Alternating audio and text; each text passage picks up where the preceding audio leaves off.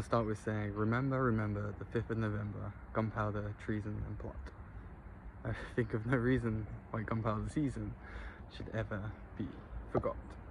And on that note, I have to go to a fireworks display, so I'm gonna make this quick. I've just done a video of like the whole year from this perspective of just looking over at the garden as it's progressed. I had this plot given to me just over a year ago and was allowed to turn over the pumpkin patch. So what I'm going to just quickly do is flip over the camera and just do a walk around so that you can see more than just the perspective that I've been showing throughout the year. A lot of inspiration, mostly coming from my grandparents, who I can't thank enough for everything they've ever done, and being the catalyst for my interest in horticulture or botany or whatever you want to classify it as. If nothing else, it's a great way for a vegan to get his food.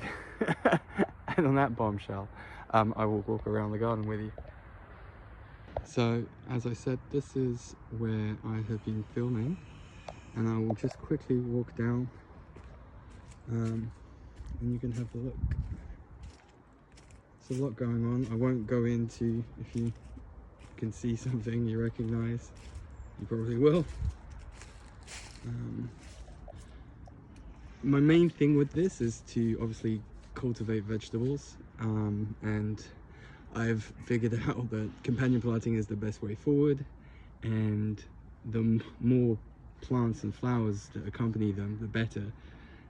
And there's a system of ponds which hopefully will feed off of the shed when the rains come, go down up into the rockery, oxygenate the pond in the winter when the solar panel fountain's not working, run along a French drain out into here and then into the trench, which is also fed from these water tanks of the compost heap, and then which is on a bank with fruit trees. There will be fruit trees hopefully at the back of the polytunnel going forward. The pond, obviously, when I was given plants, I thought hey, it had all died, but miraculously everything, even including the water lily, came back. Herbs, some alpine strawberries. So, my dad moved house and had a little fisherman who I thought looked really quite good over there.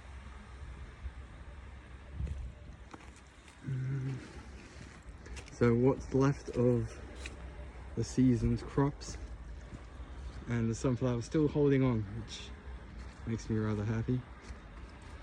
I'm trying to play around with the irrigation for when the rain comes off of the polytunnel here.